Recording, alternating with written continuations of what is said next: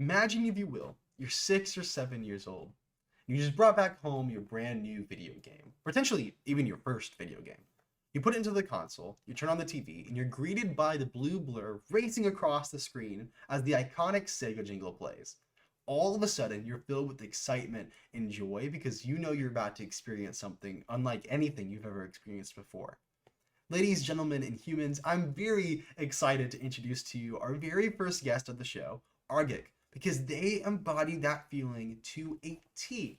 They are a world record holder across numerous Sonic titles. They are on a quest, as they'll talk about, to get top 10 in every single mainline Sonic game, which there's a lot of mainline Sonic games. So it's going to be a bit of a journey for them, but I think they can do it. If anyone can do it, they can do it.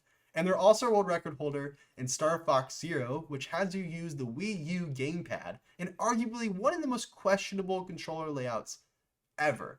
They are a joy of a person. I'm super excited for you to talk to them or to meet them. If you have any questions you'd like to ask them, please put it down in the comments because I'm definitely going to try to have them onto the show again.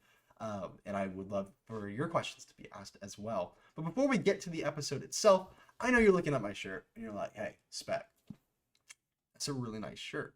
I'll be like, yeah, it is. Well, if you would like this shirt, you can actually go onto speckwees-store.creator-spring.com.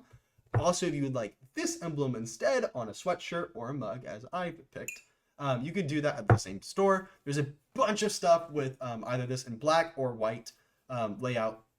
The emblem itself, not the shirt. There's a lot of colors you can choose from for the shirt itself, but the emblem, if you like it in a different color, it's there and available. You can go into the store there and get it. It really helps support the stream. I really want to get this idea of the show right. So right now I'm really investing in substance. I'm not really investing in style yet. So you're gonna notice I'm using my speedrunning layout right now, and it actually kind of works. It actually looks fine.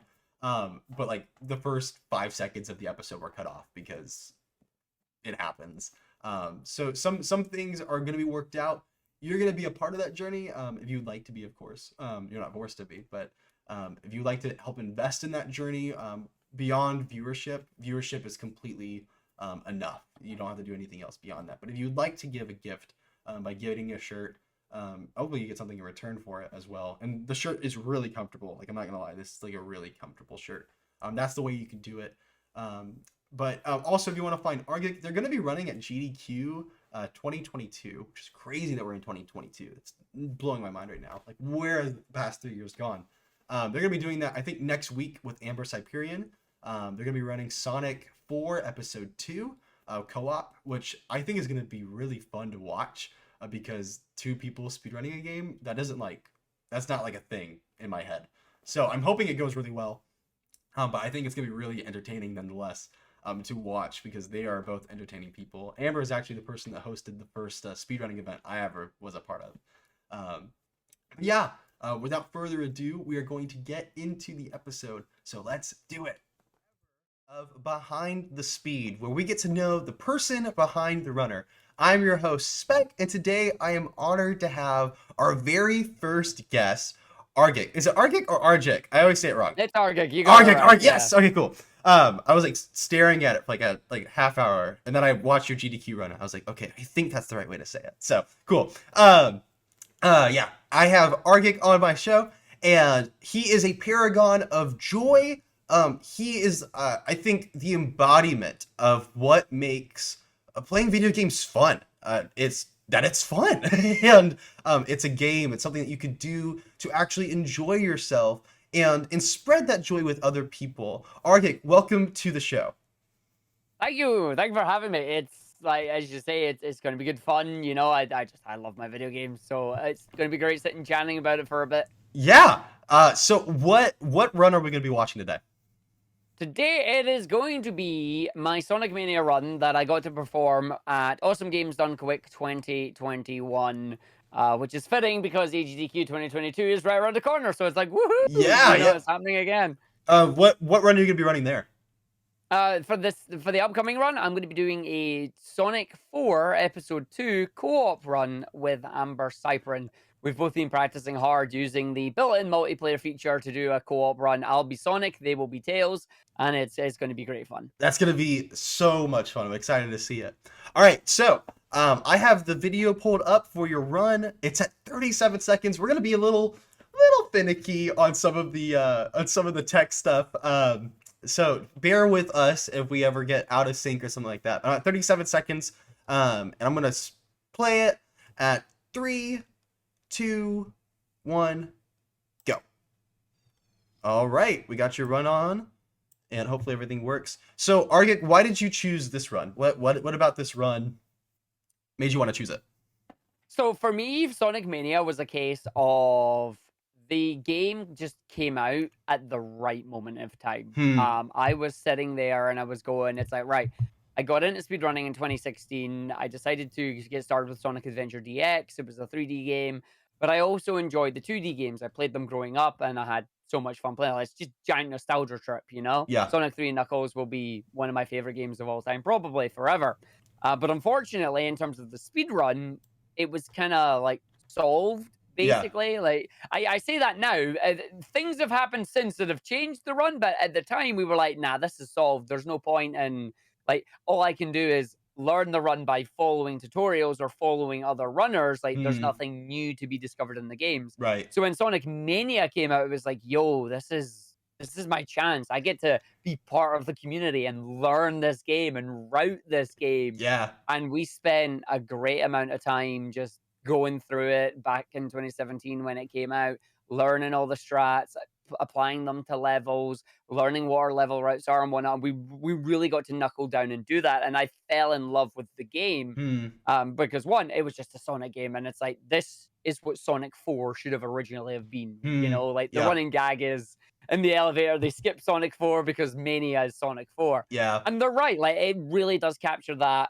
nostalgic Sonic feeling, but it has it in a brand new package. So I played that. I pretty much built my channel off Sonic Mania. Wow. And then throughout the years, like 2018, 2019, Mania Plus came out. I got to run it at a number of different events. I got to do it like ESA. I got to do it at other online events and that as well.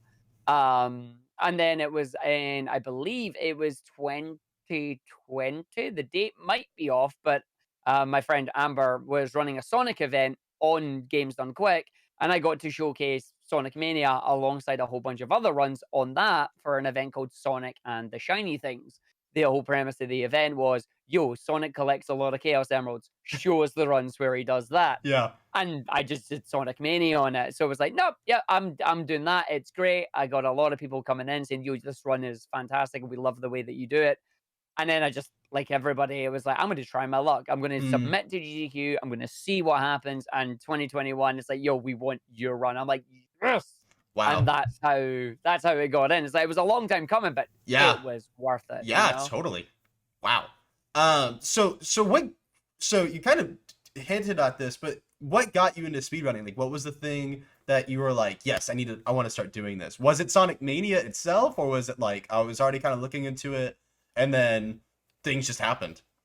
It was early. I'd been watching speedruns from about 2011, 2012. Okay. Just like your standard person coming in and going, oh, what's speedrunning? I've no idea. Finds GDQ and then just falls in love with it. And just watching all these games. And it was always the childhood games, you know? It was always the games that, yo, I played this, like my Mario 64s, your Zeldas, your Mega Mans, your Castlevanias, your Sonics. Right. And I would just sit and watch them. And it was like, I could never do this. There's no way I could do this. Yes. And then 2015, it was like, I was like, I'm going to start streaming. Like, why not? It's like, I had no direction at the time, though. Like, I wasn't even interested in speedrunning. I did games like tower defense games and whatnot. I would really just do whatever I fancied. But then in 2016, the Sonic speedrunning community ran an event called Sonic Speed R. And it was in a month. It was a case of every day they were going to race a new game. They had a list of games. They were just going to go through them one a day, and everybody was welcome to join them. That's awesome. So there was me and all the rest of the community, but there was two other specific people, Hypersonic and Flying Fox, who managed to race all the games. Wow. So there was only the three of us that did all of them. Wow. Those two were established speedrunners, and it's like they just came and enjoyed it because why not? Right. But me being a complete noob to the series, it's like, I don't know what I'm doing half these things. I'm just going to try it. Right. But everybody was amazing on their specific games. Like, I remember doing 06 and a lot of people finishing up. And rather than disappearing, they just they hung out for a bit. Like, yo, yeah, we'll watch you. We'll come in and come and cheer Mm, you on for a bit. yeah. I did Sonic 06 on the PS3 at the time. That was a bad idea. That you think That's that a game is now haul. loading simulator on the Xbox? Oh, it's so much worse on the PlayStation. Yeah, And that's like that's a an long haul. yeah, that's like an extra 20 minutes. It's like, oh, what am I doing? It's like you're on the wrong version. It's like, yeah, I noticed. I But it's like we noticed. had a lot of fun with that. At the end of that event, I decided, no, I want to learn speedrunning. Like I want to actually learn the tricks and do it properly. Hmm. And Sonic Adventure DX was the one that just it caught my attention at the time. Yeah. So 2016, I became a Sonic Adventure DX speedrunner. Kept doing that for a bit, and then you know what everybody was like on Twitch. Just like you gotta knuckle down. You gotta focus on just one thing. That's how you Mm, get known. You can't do variety. right. And I went, I'm gonna cheat. I'm gonna do Sonic, but I'm gonna do all the Also, Sonic. yeah. So it's like I could just jump between the Sonic games. It's like Mm, whatever I wanted. But then Mania came out, and I was just like, nah, that's it. We're learning Mania, and yeah. we were 100% on that for a long time. Yeah. So you've kind of gone off Mania though recently though, right? So like, what are you kind of running now? Like, what are your main games or variety streams? So right now it's a case of, as I say, I'm cheating. I'm still doing Sonic, but I came up with an idea that was really, really silly, which is why not be the first person to get a top 10 speedrun in every mainline Sonic game? So all the way from Wow. Sonic 1, all the way through to Team Sonic Racing, Wow. and then doing the games in between. So the idea Wow. is that if I can get myself top 10 on the leaderboard for a particular game, right, move on, next game. So for the past couple of months, I've been trying different games. I recently just got a top 10 time in Sonic Colors Ultimate I remember. that released back in September. So it was like, nope, right, we're gonna try Colors now. My next game, or my current game, is Sonic 2 Sega Master System. Okay. And I just got top 10 in that a couple of days ago, which was really, really cool. Yeah, I saw But I do that. want to get down. I want to get down to like an 11-minute time on that, so I can have a secondary goal there as well. So Mm, I'm going to do that one. But at the end of it, at the end of the day, the goal is just nope. I want to be the first person that simultaneously holds a top 10 time in every mainline Sonic game, and there's like 60 odd games without including repeats. yeah, you Because got Sonic time. One's got I don't know what 12 different versions, and people keep asking me, so you're doing all 12, right? It's like no, I'm doing one, and that's One. it. I'm doing the Okay. Okay. original, and then I'm out. It's like I ain't doing more. You can't make me buy. Like no happening.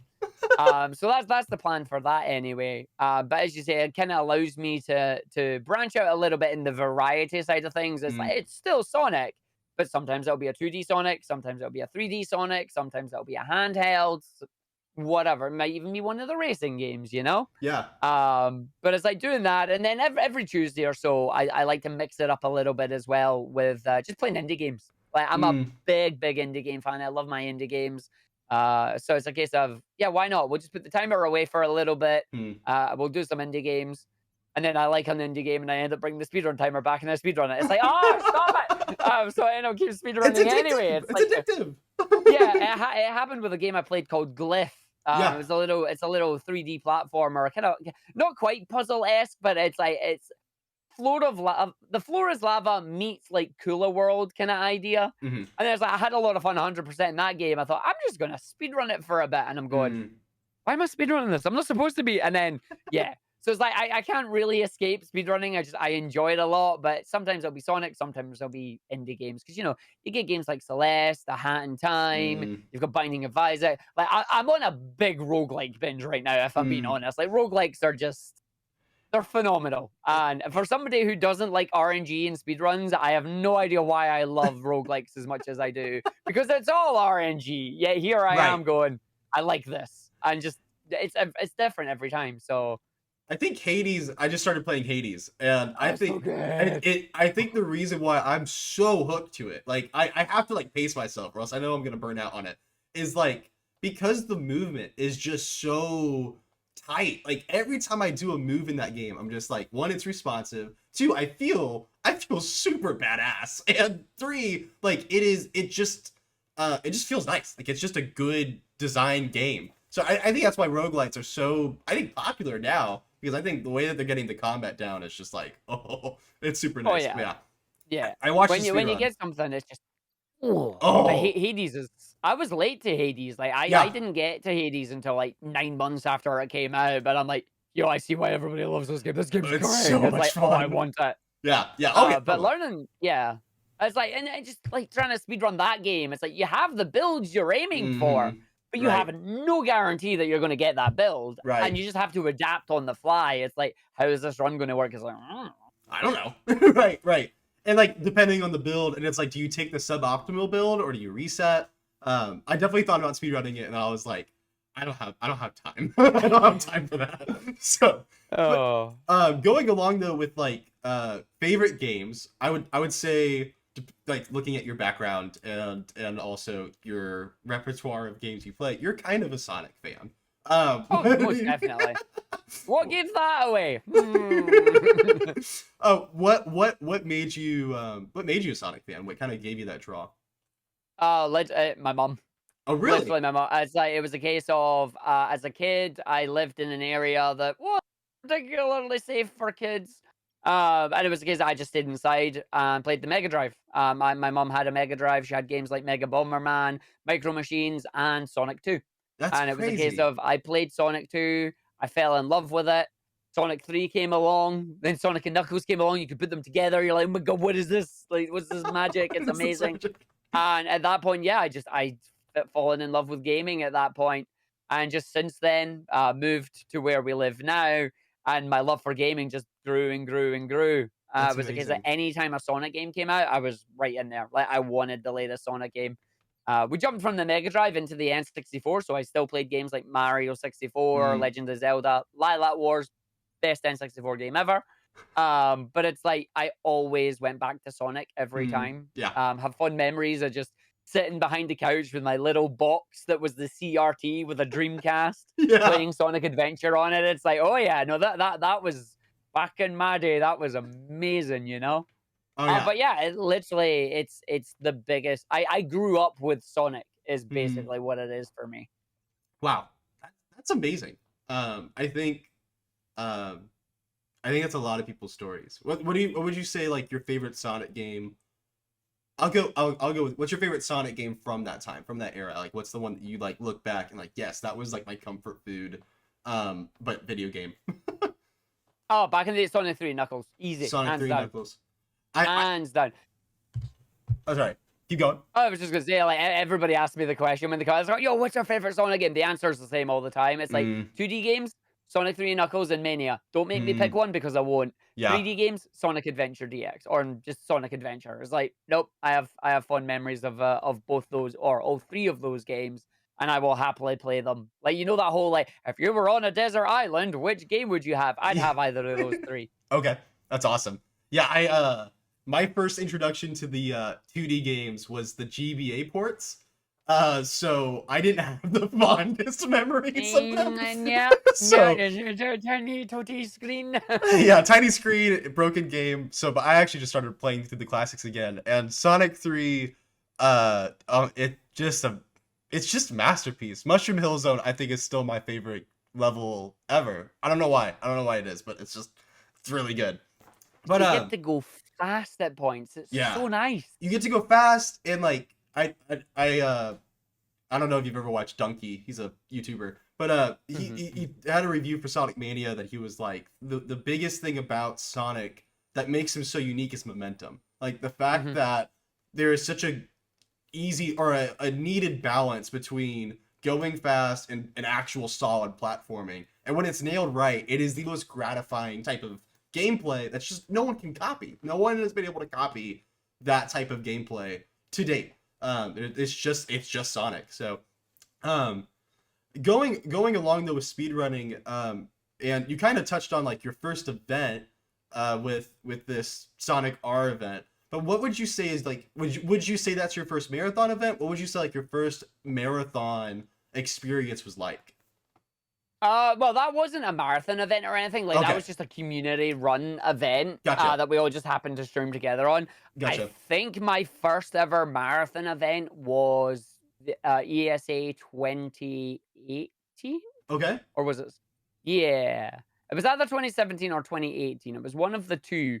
But basically, it was my first major in-person event.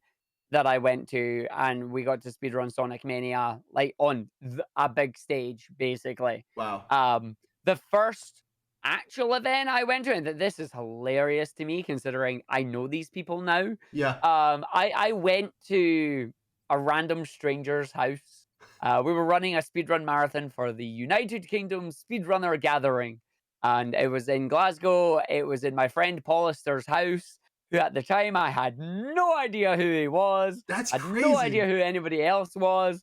I literally went to this random person's house, drove through to Glasgow, did a run, was like the most awkward potato ever because the room was so cramped. And I'm like, I'm just going to come here. I'm going to do my run. And then they were like, oh, yeah, you can hang out in that if you want. I'm going, I'm just going to go home after it and like watch the Really? rest of the event. Really? I knew no one. I didn't know anybody. Like it was so That's so awkward. surprising to me. I feel like you're like the most social Oh, speedrunner. but when I first started, no. Oh, When I first really? started, not a chance. I was like, I don't know any of these people. Like, Mm, it's a case of, no, I'm not going to do that. But then it's like, now I help out at UKSG, and I know the people that run it, mm, and we've ran a number of events together. We're all great friends now, and it's like to think back in the day, I met you all, but I didn't know this is how it was going to turn out. So it's like mm. now, if we were to do that again, it'd be amazing. We'd all be having a ball. It'd be fantastic. Right. But yeah, back then it was just like I had no idea. So yeah, I would say like my first ever UKSG run was probably my first like major marathon run, or my, Gotcha. my first, yeah, my first in-person marathon run that I did. And then ESA was the first like big stage one. And you were just like, oh, like, lights all gleaming down on you. It's like, don't mess up, don't mess up, don't What's mess up? up. What was going through your mind on those kind of both those first events? Like what were you was it just don't mess up, or was it some, or were you just like I can't even think right now. I just need to like zone. Like it started off a little bit. Like it started off with nerves because all marathon runs start with nerves. Yeah. But once you get about a couple of minutes into it, it's like you're warmed up, and then you get into the zone, and you just start having fun with it. You Yeah. know, it's like or shoot, you don't start having fun with it. You're already having fun with it, but your fun comes out. You start to Mm. express it more. Yeah. Like you come out of your shell, basically. Yeah. And that's kind of how it happened to ESA. At UKSG, it was just a case of it's like don't mess up, don't mess up, don't mess up, please don't mess up. But yeah, it was great fun. Yeah. As I say, if I could go back and do it again, I probably wouldn't change anything because Mm. domino effect. It's like no, don't change anything. I like where we are now. Hmm. Um. What game? Oh, you ran Sonic Mania then at It that? was Mania then as well. Yeah, yeah. Like Okay. Mania was the game that I took to marathon events at the time. Gotcha.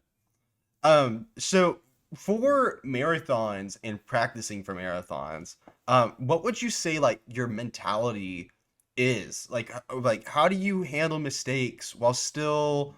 I feel like I feel like everyone would say this. You're one of the most entertaining speedrunners ever. And how do you keep that focus when something really frustrating happens? How do you just be like, ah, whatever?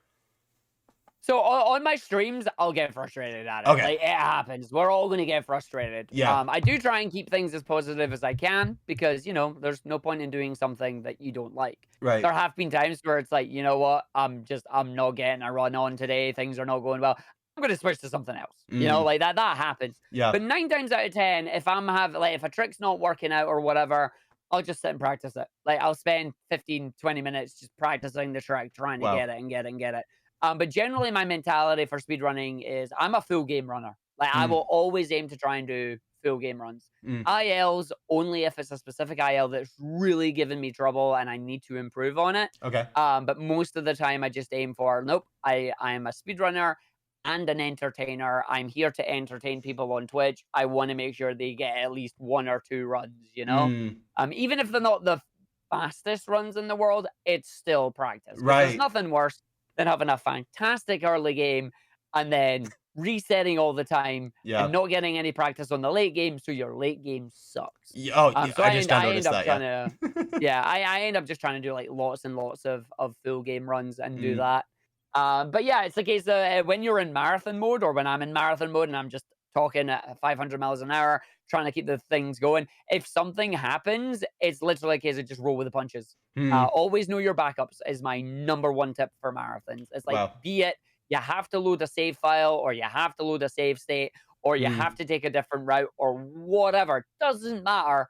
Know your backups. Because gotcha. if you can keep the momentum going, it doesn't matter if you make a mistake. Because Hmm. people are watching speedrunning marathons not to see world record runs. Like, if we can get world record runs, heck yeah, we go for it. Yeah. But the runs that I keep seeing from people that they say they love the most aren't the world record runs. It's the runs that made them excited. It's the runs that made them smile. It's the runs Mm, that had good commentary, or had a good couch, or mm, had a really cool thing that got shown off and the people got really hype around it. And mm, it was like, yeah, so don't worry if you make a mistake on it. Just keep your commentary flowing, keep mm, your entertainment fact, like keep your energy up, keep entertaining basically. And the other thing is just people watching probably aren't going to know that your run is bad. Like mm, right. you like we're overly critical of ourselves as speedrunners. Like, oh, I Yes. lost 5 seconds. This is bad. Mm, A typical viewer isn't going to know that. right. So don't tell them. Just go with it and Yeah. be like, oh, yeah, and I meant to do that. Let's go. The number one gag is, oh, I died there. That's RNG manipulation for the next part of the run. It's not, but they don't know. So, Right. you know.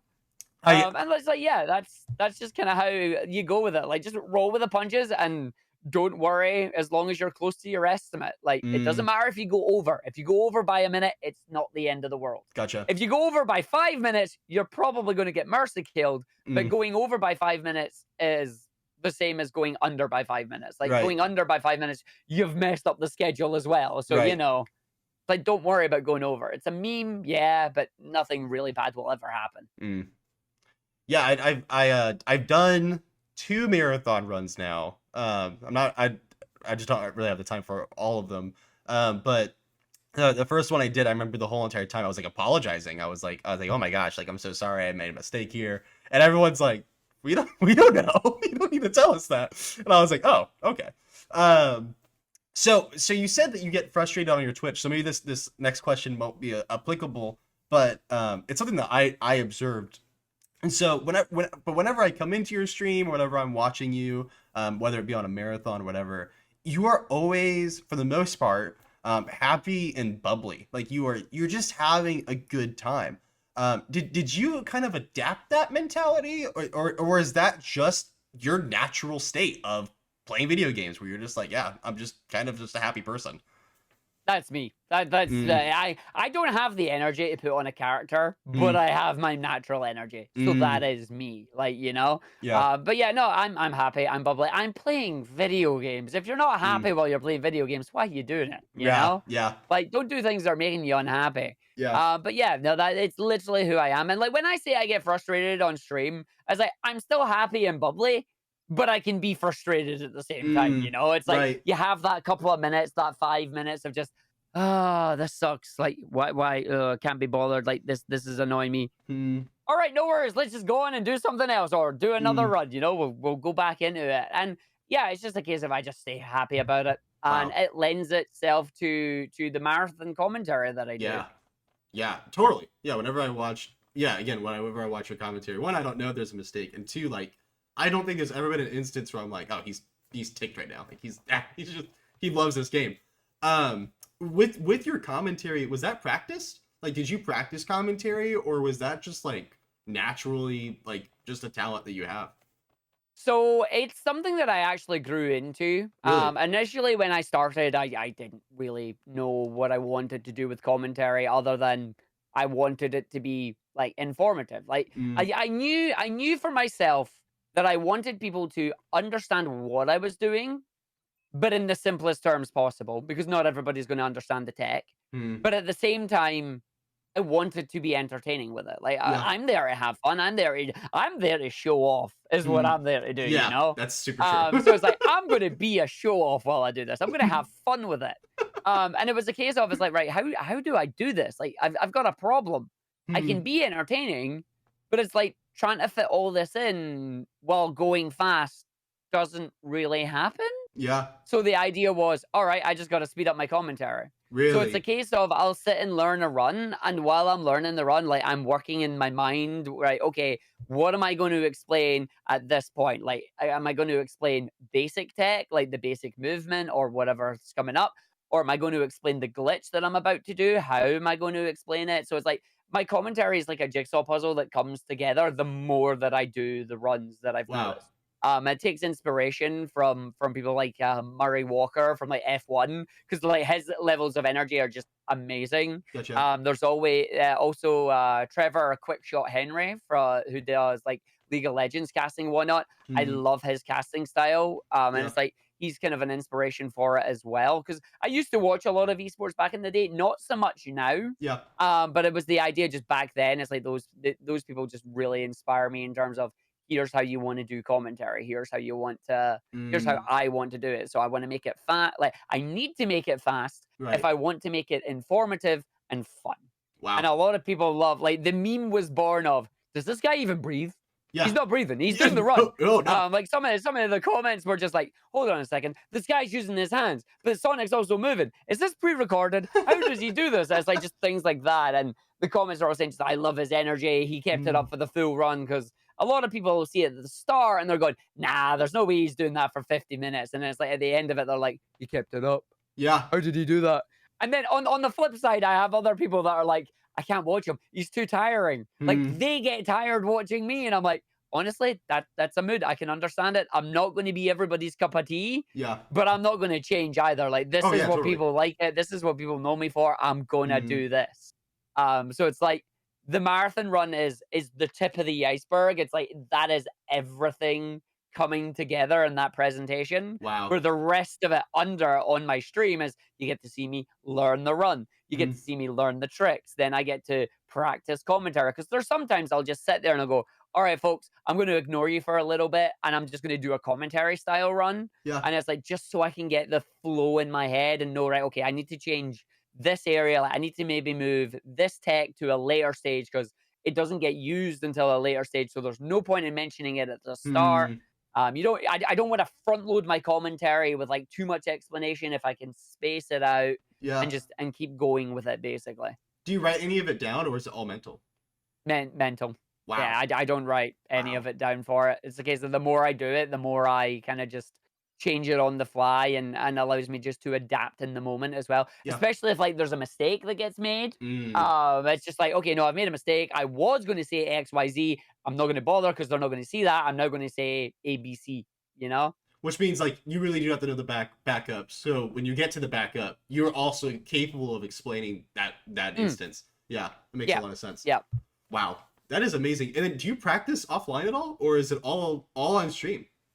Very rarely. I would say like I do maybe 10% speed runs off stream.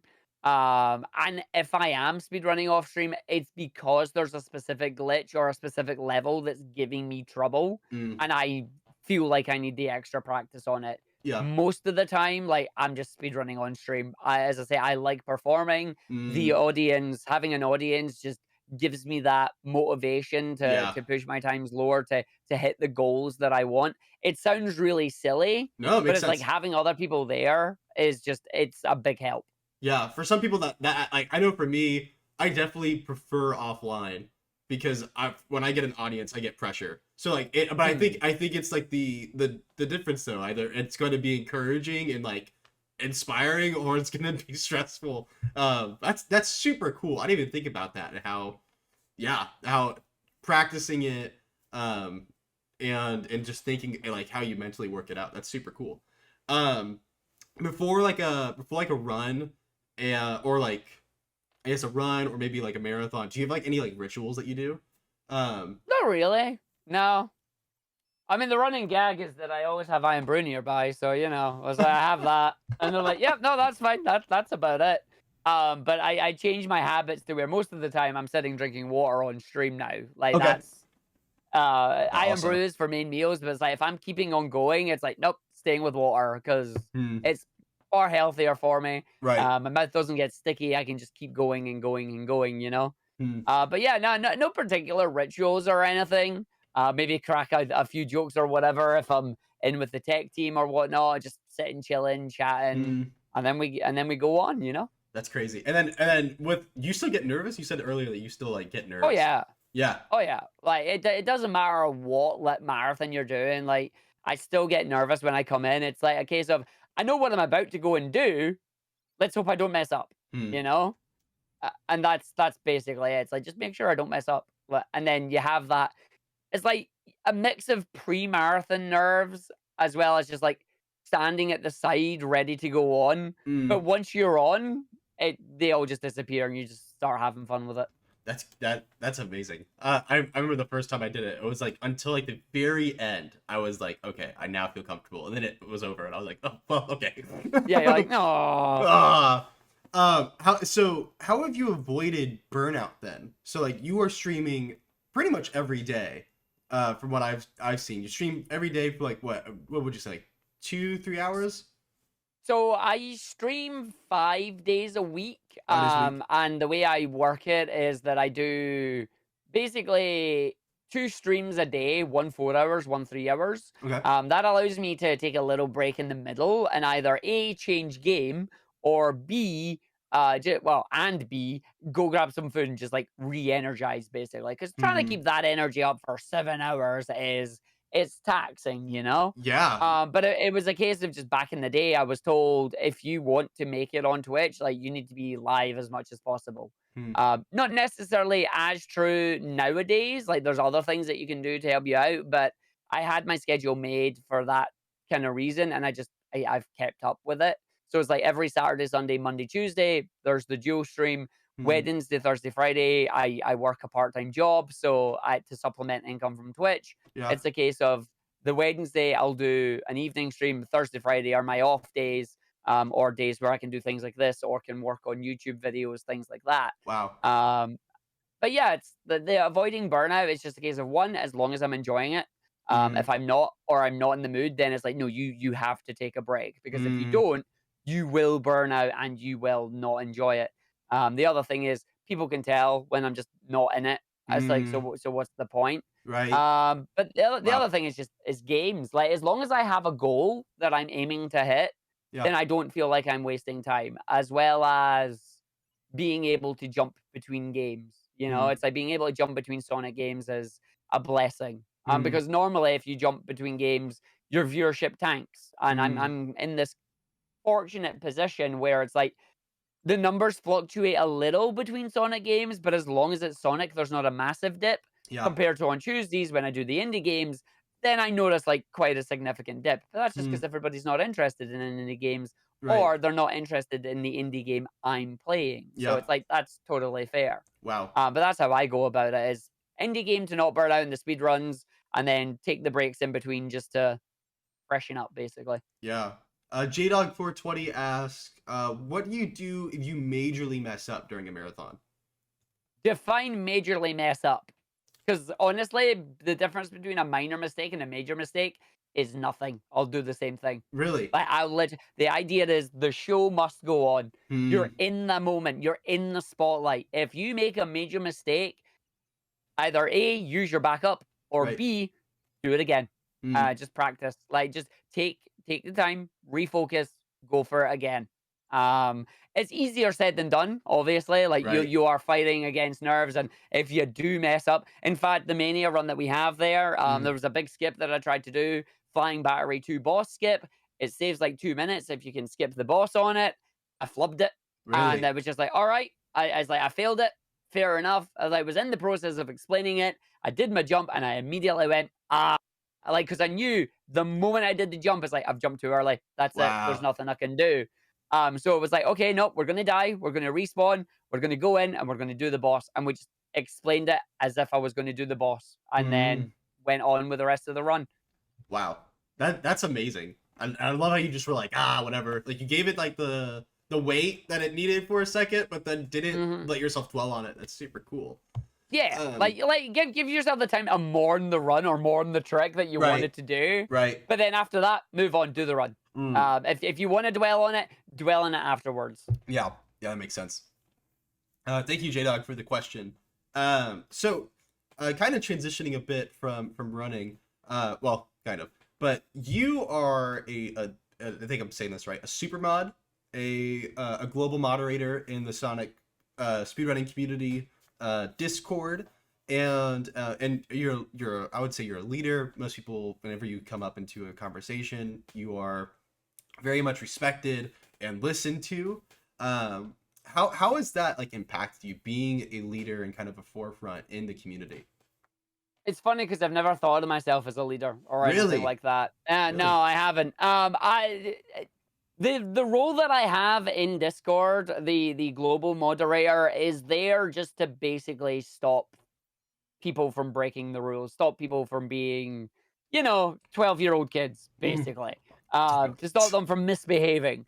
Or as you say, people, the bots come in, they post the spam and that. It's like we're there just to keep the peace, pretty much. Hmm. And like by and large, I don't really generally have to do much, which is nice. Yeah. The only game that I'm actually a moderator for is Sonic Mania because when the game came out, a whole bunch of us were playing it. It's like, yo, we need mods for this. I'm like, yeah, sure, I'll do it. Mm. But honestly, I don't really let the status do anything. Gotcha. I could easily not have the title, and I honestly don't think it would make much of a difference to me. Really. Um, as I say, we're quite fortunate that the majority of the people in the Discord are decent folk. Yeah. We don't have to worry about it.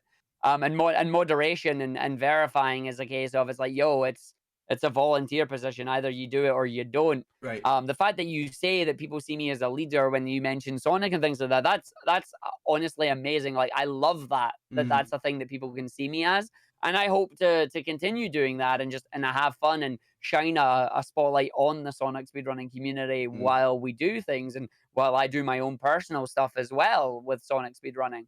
But generally, yeah, I'm just another person. It's like come chat to me. I'll happily chat to you about Sonic stuff and Mm. whatnot. I am no doubt, even though I have a moderator title, I am no different to anybody else in the server. I'm the person that's there who'll be like, "Yo, go need no do that," and then Mm. that's it. I was like, Mm. "You'll get your warning, go need no do that. If you do it again, all right, I'll delete it. Do it a third time, I'll give you the boot." Yeah. But that's just because we have to. Right. Other than that, though, it's That's literally no refreshing. difference to me. I think that's refreshing to hear. I think there's a lot of people who, whenever they are put into positions of authority, no matter how trivial it can be, some people just take it Yeah, to their the heads. power trip. Yeah, they power Yeah. trip. Yeah, so it's nice to hear that. So we kind of going on with the community. It's a global community. Obviously, I'm Mhm. from America, Scottish, which is super cool to me. I think it's blows my mind that there's a worldwide community that its whole entire like hinge point is the fact that we like a little blue guy. Yeah, And it's awesome. literally, yeah. How has being involved in this worldwide and I would say really diverse community, how has that really impacted you since you've joined it? Oh, it's amazing. Like it's Mm. opened my eyes to many people and whatnot. Like my friend circle was literally just it's people I went to high school with, Mm. or people I went to college with, and Yeah. it's like, oh, college is so much different from high school. Yeah, well, online friends are so much different to my IRL friends. Yeah. And it was just a case of at this point, I've met so many different people, as you say, so many different people from over the world. I have friends in America, in Australia, in Mm. Japan, like people that I've never actually managed to meet in person yet, but Right. I know enough about them. I've spent enough time with them that I feel like I know them, and Yeah. and we've sat on video chats and whatnot, so we Yeah. we know each other. We spend a lot of time together, and it's great. There's people from all different backgrounds, all like it doesn't matter who they're from, it doesn't matter what their gender is, it doesn't matter what they Mm. identify as. Everybody just comes together for their love of gaming, and I absolutely love that. Wow. Yeah. And it's just like, yeah, I would not have had the experiences that I have now if not for speedrunning. Like Mm. traveling to Sweden for the first time to Really. attend an ESA event. That Wow. was my first time traveling to Sweden. I would never have went to Sweden otherwise, Mm. but it was so cool going over there and meeting people. Yeah. Like the furthest I'd went at the time was like down to London once, and that was about it. Wow. So it's like I even traveled over to GDQ once. Really stupid young Arg who once again didn't know anybody at the time Wow. had the most horrendous time doing his first international travel, and it just the entire trip just kind of went horribly wrong to the point of I survived 3 days and then just had to go home. Really? Um, Wow. Yeah, basically the TLDR of the trip. Yeah. Arg's first international flight, he's doing it solo. That was a bad idea. Yeah. It was in 2016 where I just started speedrunning, so I didn't know anybody personally. Yeah. I joined up with some people to do room sharing with. Mm. The hotel only gave us 2 beds instead of 4. So it's like, Oh, no no. offense. It's like, I don't wanna no snuggle offense. with I don't. strangers. It's like, yeah, I don't know who any of you are. We're not sharing a bed, so Yeah. it's like Arg didn't have any sleep. You're Mm. supposed to get jet lag when you come back from a trip. I got it going there. Mm. I couldn't adapt to the time zone over there, so it's like Yeah. I was up during the night and then tried to sleep during the day, but it didn't work. Yeah. And when I was flying over, unfortunately for me, first international flight, first interconnecting flight. So it's like I went from Glasgow to Florida, and then from Florida over to Minneapolis. The Florida to Minneapolis part was delayed to the point where I didn't arrive to the hotel until about 1 a.m. in the morning, Oh. which meant at the airport there was no shuttle bus to get me to the hotel. The place was like a ghost town. I was lucky that I was able to find like a help area that was manned and Yeah. had a person. I was like, I can phone you a taxi, don't worry about it. Got to the hotel, had to message my roommates to see if any of them were awake. Thankfully, they were. And it's like they came and got me, but it was just like I was a ball of nerves. I was a wreck at that point, and Yeah. it was just like, nah. I was like, I got to day 3, and it was a case of I just need to head home. Like, Yeah. I can't sleep or anything. And the most annoying part of the entire thing, like, I went over there, I got to do commentary with Flying Fox's Sonic CD run, Mhm. but I didn't really get to hang out with anybody because of just how messed up I was at the time. Yeah. And it's like the most annoying part is I flew home, I went via Iceland, I had a nap on the plane, I got back into Glasgow, I got home, I took a 3-hour nap, woke back up, and was perfectly fine. That's And I'm insane. like, it's like, are you kidding me? Like, it's the reason that I could not do any of that, just simply because I couldn't get a night's sleep to adapt Mm. to the time zone over there. Because Yeah. like it was my first international travel, and I'm just like, I'm annoyed. Like, I'm Yeah. annoyed at 2 things there. One, because I couldn't actually go there, and a lot of people's first in-person impression of me is the guy was ill. Yeah. And it's like that sucks. And the second thing is it cost me a lot of money, damn Oh, it. yeah. Like that was a Yes. lot of money. And I'm like, I wasted that, you Mhm. know?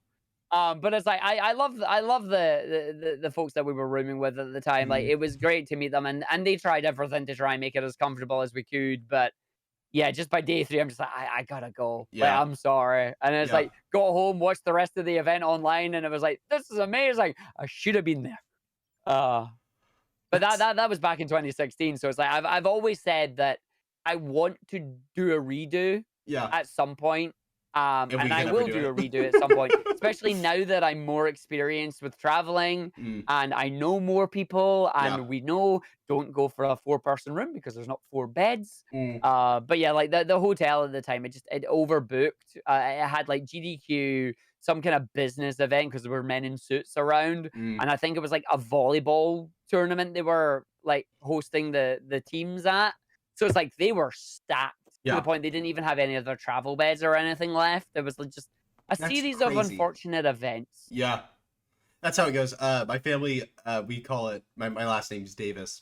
My family has not like awful luck in the sense that like, the luck is like tragic. We just have bad luck. We call it the Davis cloud, and that whenever something bad happens, we just go, it's the Davis cloud again. That sounds like a very cloud moment.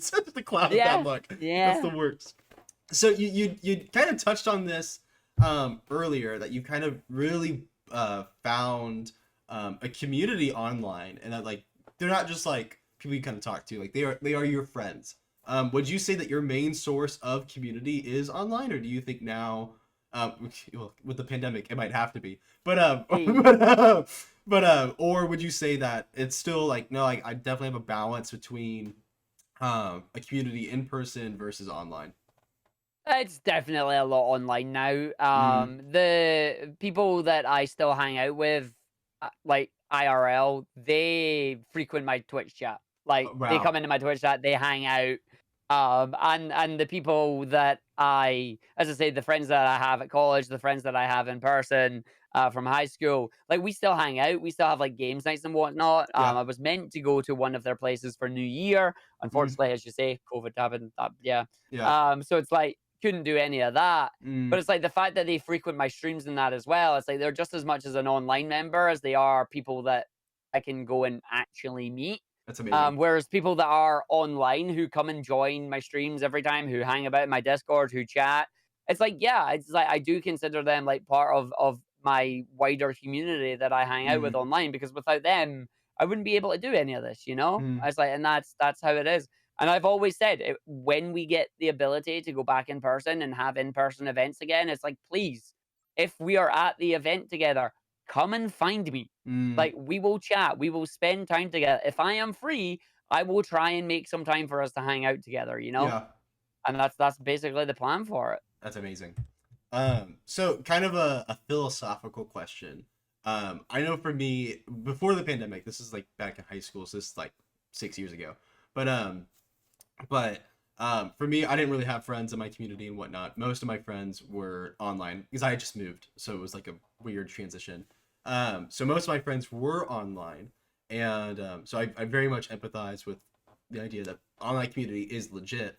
But do you think there's something about a physical presence that's just like irreplaceable, especially now with the pandemic kind of maybe making us lose our minds a little bit? Like, do you think that there is something about physical community that just can't be replaced about online community, or do you think that they're just different enough that even though yeah, there's definitely pros and cons that like they both kind of give the same feeling of camaraderie and like presence, even though they're not physically present there? I mean, I definitely think meeting people physically is definitely a way to forge a stronger bond with someone. Mm, Like, and I don't think that can ever be replaced. Like, yeah, you can have it a fantastic online event. Like, take yeah. ESA and GDQ, for example. They have these amazing events that they've done, and you can do them like, you can do them online. They've proven they can do them online. The one next week is online. Mm, But there's that one thing that's been missing from all these events is that you meet up with people that no, you wouldn't normally be able to meet up with. Like, as you mm, say, speedrunning is a massive community all right. over the world. It's like we come together once, maybe twice a year at Mm, these giant venues and you get to hang out. Like you wouldn't normally be able to get to hang out unless you're making some other giant expense to meet up and go somewhere. And then on top of that, you've got this live audience reaction with you. You've got friends that are hanging out with you, cheering you on that's there. Sure, doing it online, absolutely phenomenal. You always get your GGs, you'll get your claps, you'll get your people cheering for you. But being able to hear them, have them there, giving them a high five and whatnot, mm, it's yeah, you can't replace that. Plus, it gets you out of the house, yeah. like it Yeah. gets you out of the house, it gets you to a new location, you make new memories, you could randomly decide, let's go here with Mm, people, and you've made a new memory, mm, and you miss out on those experiences with it being just online. yeah. But as you say, there's nothing against being a friend online as well. Mm, Like not all of us have the ability to travel, not all of us have the money to travel. And right. I'll never discriminate against somebody who I've only met online versus somebody that I've met in person and that. Wow. Like Yeah. I'm happy to have both. Yeah. Um, yeah, I'm hoping that at some point soon we can actually have in-person events. I didn't get into speedrunning until it's weird. It's like like those dominoes memes where it's like the guy's got the small domino that goes all the Yeah, way to the yeah, big one. yeah. Up to the It's big one. Yeah. like the small one for me. It was like was watching a summoning salt video at like 3 in the morning one night, and it's now Oh, nice. it is now like escalated into like literally like my whole entire world right now. Yeah, I was like right at the beginning of the pandemic, and I was like, what is this? Like, it's always in my recommended, and then I was like, okay, this is really fun. And yeah, so I'm hoping that we get an online event soon, or in person event soon, because Hmm. I just want to meet everybody. Um, are there anyone like speed running like uh you kind of like mentioned some people with commentary, but like, is there any runners that you're just like, yeah, like that person, like I still kind of like fanboy or fangirl about, like just like a little bit whenever I talk to them? Was there anyone like that that you just really respected or looked up to?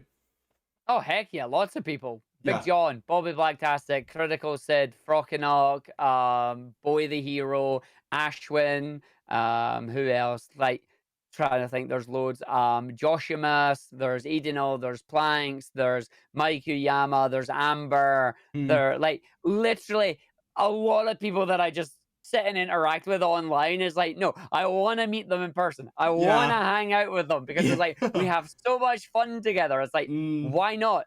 Like people in my community as well, like my mods, I want to sit and meet them at an event. It's like I've got yeah. all the other UK event organizers. I want to go meet and hang with them again. And it's just like, yeah, the lot of them. Like there's so many great people. And it's Mm, like just yeah, I will idolize and I'll look up to them and I'll be like, yo, can we hang for a bit? mm. It's like just have fun with it, you Yeah. know?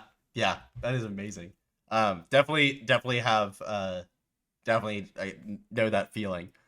Mhm. Um, I if there was one that was like, I really want to meet you at some point yeah. that I haven't yet had the chance to do, it's Spike Vegeta. Okay. Like I've hung out in his chats, I've watched his streams, I've seen the shenanigans that he gets up to, but I've never had the pleasure of meeting him in person yet. Yeah. And I was like, I would love to. It's funny. I've met like celebrities. I grew up in a you probably want to know what this is at. It's Nashville, Tennessee. It's like where country music was born, essentially. Mm. And so I met like all these country stars. I don't like country, so I was like, whatever. But then like the moment I'm like talking to Critical Sid on Discord, I'm like, oh my gosh. So It's like, oh, it's that it's like, oh my gosh. Yeah, and now it's like it's definitely as I've gotten more familiar to talking to him, but it's just like that weird like phenomena where it's like really depending on what you care about really depends on who like makes you starstruck. um but yeah, so kind of transitioning to you though, back to like your life. You've kind of talked about like your community and growing up. What was growing up like? What was your kind of home life like where do you kind of what's your background like? It's literally gaming. Like Really? it sounds so cliche and so boring, but as I Yeah. say, like back in the day, I was like I stayed in an area, stayed in a rough neighborhood. It's like going out wasn't really a thing that we could do. Mm, So most of my like outside time was either my trip to school and hanging out with my school friends there, or like maybe we'd get to go to the park on the way home, you know. mm, And it was just a case of when then we finally moved in my like my very early years, we moved to a better location, and it was still just a case of anybody that I bonded with is like we bonded over gaming. You know, it's like mm. back in primary school. It's like, what are we doing? It's like there's a group of 4 or 5 of us. It's like, what are those kids doing? We're sitting reenacting like Final Fantasy moves or Final Fantasy fights or something. It's like Yes. everything that we did was based around gaming of some form. Mm, And then it's like as I got into high school, that just it got reinforced. It's like I found a group of people who were a bunch of nerds like me. We all loved mm. gaming and whatnot. That's when the cliques all happened. Like you had your nerds, you had your jocks, you had your things.